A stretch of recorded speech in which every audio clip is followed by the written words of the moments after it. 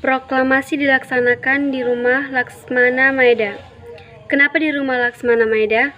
Laksmana Maeda mendukung perjuangan Indonesia.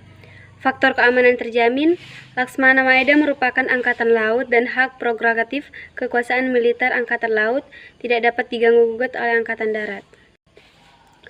Kediaman Laksmana Maeda yang digunakan oleh Insinyur Soekarno dan tokoh-tokoh perintis kemerdekaan lainnya untuk merumuskan naskah proklamasi yang sekarang menjadi Museum Perumusan Naskah Proklamasi di Jalan Imam Bonjol, nomor 1 Jakarta.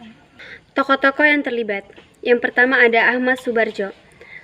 Dia mengusulkan konsep kalimat pertama yang berbunyi, "Kami rakyat Indonesia dengan ini menyatakan kemerdekaan kami."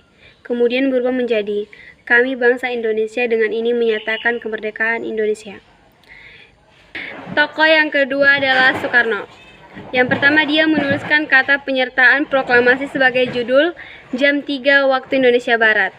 Kedua, menulis konsep kalimat kedua yang berbunyi, "Hal-hal yang mengenai pemindahan kekuasaan dan lain-lain akan diselenggarakan dengan cara yang secermat-cermatnya serta dalam tempo yang sesingkat-singkatnya." Berikutnya menuliskan Jakarta tanggal 17 bulan 8 1945. Wakil-wakil bangsa Indonesia sebagai penutup. Tokoh yang terakhir adalah Muhammad Hatta. Dia menggabungkan kedua kalimat di atas dan disempurnakan sehingga berbunyi seperti teks proklamasi yang kita miliki. Hal-hal yang mengenai pemindahan kekuasaan dan lain-lain diselenggarakan dengan cara sesakma dalam tempo yang sesingkat-singkatnya. Siapa yang akan menandatangani proklamasi? Pada jam 4 waktu Indonesia Barat, Soekarno mengusulkan agar semua yang hadir dalam rapat tersebut menandatangani naskah proklamasi sebagai wakil-wakil bangsa Indonesia. Usulan Soekarno tidak disetujui para pemuda sebab sebagian besar yang hadir adalah anggota PPKI. Dan PPKI dianggap sebagai badan bentukan Jepang yang tidak pantas ikut menandatangani naskah proklamasi kemerdekaan Indonesia.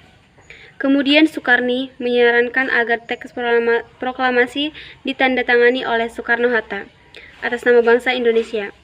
Usul Soekarni diterima.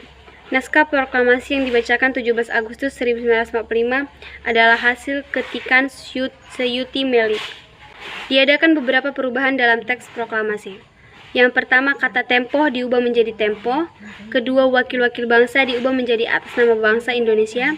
Ketiga, tulisan di daerah Jakarta 17/8/45 diubah menjadi daerah Jakarta hari 17 bulan 8 tahun 45.